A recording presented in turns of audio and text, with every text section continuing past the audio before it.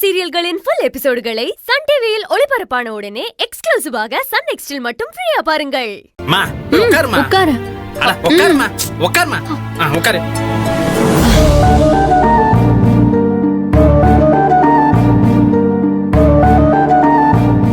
மனோரே, நம்ம ஆதிரைக்கு ஒரு வரன் வந்திருக்கு.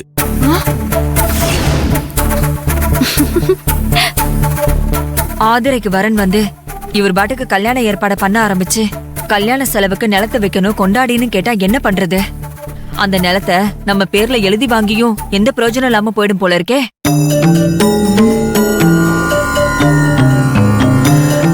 இப்ப ஆதிரைக்கு கல்யாணத்துக்கு என்ன அவசரம்? அவ படிச்ச படிப்புக்கு கொஞ்ச நாளைக்கு நல்ல வேலைக்கு போய் கை நிறைய சம்பாரிச்சிட்டு அதுக்கப்புறம் சந்தோஷமா இருந்து கல்யாணம் பண்ணிக்கிட்டுமே. இப்பவே அவ கழுத்துல தாலிய கட்டி பாரத சமக்க வைக்கணும். இப்ப ஒண்ணு ஆதிரைக்கு கல்யாணம் எல்லாம் வேணாம். மனோரே, அப்பா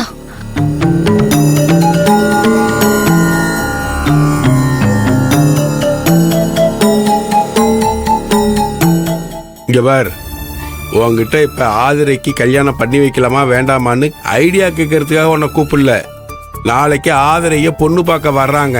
இந்த தகவலை சொல்றதுக்காக மட்டும்தான் கூப்பிட்டேன். தகவலை சொல்லிட்டீங்கல்ல, சரி நானும் கேட்டுட்டேன். எங்கம்மா போறீங்க? இருங்கம்மா, உட்காருங்கம்மா. நீ என்னடி சொல்ல போற? அம்மா, என்னம்மா ஆச்சு உனக்கு? ஒரு நல்ல விஷயம் பேசிட்டு இருக்கும் போது சம்பந்தமே இல்லாம முரண்டு பிடிச்சிட்டு இருக்க. அதானே, ஏமா இப்படி நடந்துக்கிறா? மனோரே, என் பொண்ணனா கண்ணுக்குள்ள வச்சு பொத்தி பொத்தி ஆளாக்கியிருக்கேன். என் பொண்ணு வாழ்க்கையில ஒரு முக்கியமான விசேஷம் நடக்க போகுது. அதுல அம்மா ஸ்தானத்துல நீ முன்னால நின்று நீ இந்த விசேஷத்தை நல்ல விதமா நடத்தி கொடுக்கணும்னு நான் ஆசைப்படுறேன்.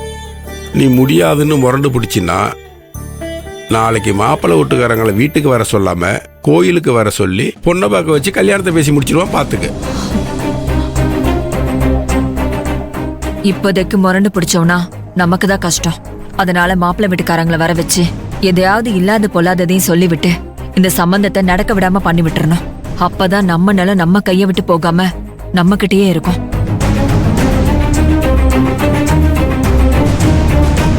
மனோரே, என்ன ஏதாவது சொல்லி இந்த சம்பந்தத்தை தட்டி கழிச்சுட்டுலான்னு யோசனை பண்ணிட்டு இருக்கியா? மனோரே, அப்பெல்லாம் கனவுல கூட நினைக்காத. நீ என்ன பண்ணாலும் இந்த சம்பந்தத்தை உன்னால தட்டி கழிச்சிடவே முடியாது.